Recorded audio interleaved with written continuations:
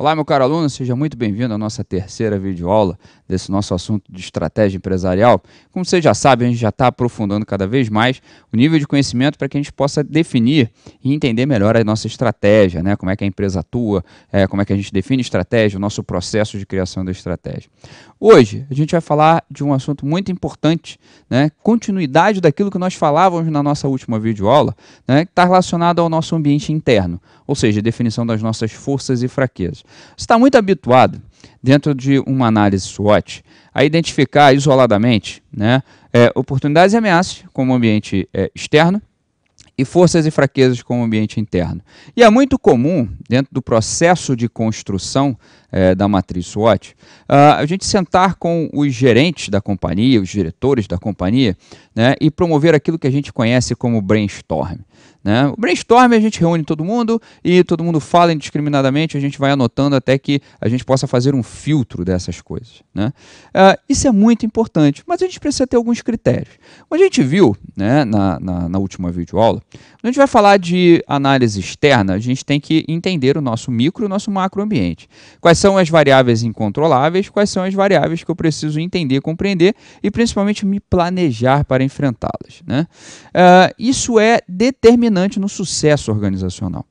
E hoje a gente precisa entender como é que funciona por dentro. A gente está acostumado a elencar, né, o que eu sou forte e o que eu sou fraco. Por quê? Porque a gente vai entender o que eu sou forte, né, eu vou explorar, eu vou criar planos de ação que sejam capazes de explorar aquilo que é fortaleza, né, para o mercado entender o que eu sou bom. Né? E aquilo que eu sou fraco, eu vou tentar esconder o máximo do meu concorrente, porque ele vai explorar isso. Né? Ele vai buscar exatamente o meu ponto fraco para poder me atingir nesse ponto fraco. Assim funciona a estratégia em qualquer lugar. Né? E eu vou tentar fazer o quê? Um plano de ação para mitigar essas minhas fraquezas, ou seja, para compreender, dentre essas minhas fraquezas, o que eu posso fazer para neutralizar essas fraquezas ou para transformar essa fraqueza em uma força. Né? Só que, principalmente, eu preciso levar alguns fatores em consideração para entender o que de fato me agrega valor. Né? E aí, por isso, a gente precisa entender e analisar um fator mega importante da nossa indústria, que é a cadeia de valor de Porter. Né? Michael Porter, como eu falei, né, um consultor americano que trouxe diversas contribuições para o pensamento estratégico como a gente conhece hoje. E principalmente eu preciso entender o seguinte. Né? Porter ele define, né, uma cadeia de valor com uma análise baseada em dois pontos principais. Primeiro, o que são as atividades relacionadas a suporte, né, o que alguns entenderiam como atividade de meio, e o que são as atividades principais, né, ou que a gente poderia entender como atividades fim, né, da nossa companhia. As duas operações elas devem estar casadas, até porque uma não vive sem a outra. Né? Então, errado pensa o gestor que entende que o foco principal de atuação da companhia é só na atividade fim e eu posso sacrificar a atividade meio. Né? Então, não dá para a gente pensar assim. Um supermercado ele não funciona se ele só tiver produto na prateleira. Ele tem que funcionar se ele tiver o pessoal de limpeza, se ele tiver o pessoal de segurança. Né? Então, isso tudo é operação que faz parte da nossa companhia. Né? Ora, então eu preciso estar muito preocupado, né, com as atividades de suporte. Por quê? Eu preciso estabelecer o que eu sou bom e o que eu sou fraco exatamente no entendimento do suporte. Né? A minha gestão de resultado, as minhas metas, elas são bem definidas. O meu setor financeiro compreende aquilo que é importante para a gente determinar a gestão do caixa da nossa companhia. Né? O meu jurídico ele trabalha numa compreensão própria para a gente poder relacionar, criar negócios, criar novos negócios, gerar contratos. Né? Então, toda essa questão legal, burocrática de suporte, a gente precisa levar em consideração. A minha área de pessoas, a minha área de gente, ela é forte na seleção, ela consegue selecionar novos talentos, ela consegue buscar das áreas, de fato, os perfis adequados para o funcionamento daquela operação, ela consegue treinar as pessoas, capacitar as pessoas, identificar as necessidades de treinamento que nós temos dentro da nossa companhia.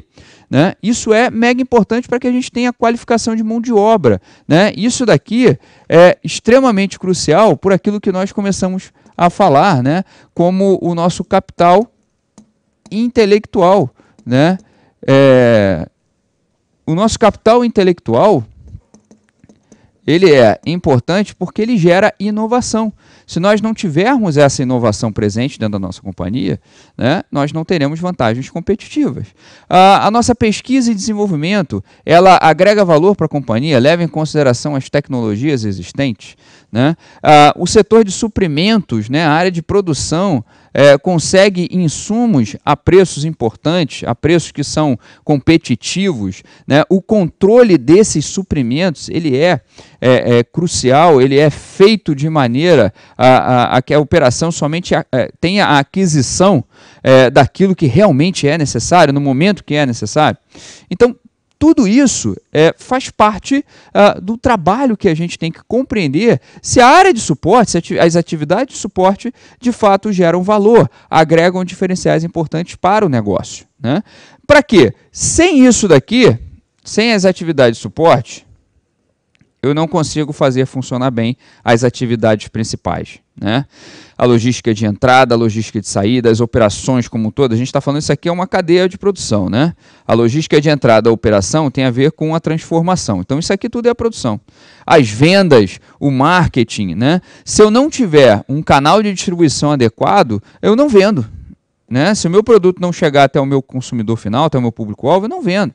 Qual é o meu canal utilizado? Eu vou vender B2B? Né? E como é que vai ser esse canal B2B? Eu vendo para as operações de empresas, eu vendo direto para o consumidor? Como é que eu vou fazer? Né? Os meus serviços, principalmente de pós-venda, eles atendem ao nosso cliente. Então, tudo isso relacionado, né, faz com que o entendimento de valor da nossa companhia comece a ter um foco diferente. Eu deixo de pensar só naquilo que eu sou forte ou naquilo que eu sou fraco, para entender se essas minhas forças, essas minhas fraquezas estão relacionadas aqui com esse modelo de geração de valor, né? A ideia da cadeia de valor é saber se a minha atividade de suporte, a minha atividade principal, se elas estão coerentes com a proposta estratégica da minha companhia. Se a minha produção ela não entrega, se a minha produção ela faz de forma errada, ou se ela não atende os prazos, ou se ela não entrega dentro dos prazos, se o processo de fabricação é errado, é custoso, eu com certeza não vou ter competição lá na ponta. Se o marketing ele não visualiza onde está o meu consumidor final, se ele não cria campanhas para que eu acerte o meu alvo, dificilmente eu vou conseguir entregar valor, né? Então a gente começa a perceber que a minha análise ela leva em consideração outros fatores, que não só aquilo que a gente vem sempre concebendo como forças e fraquezas. Isso é importante para as definições do nosso processo estratégico. Ok, pessoal? Então, muito obrigado, essa é a nossa terceira videoaula. Espero encontrá-los em breve na nossa próxima videoaula gravada e, logicamente, no nosso Momentos ao Vivo. Até mais.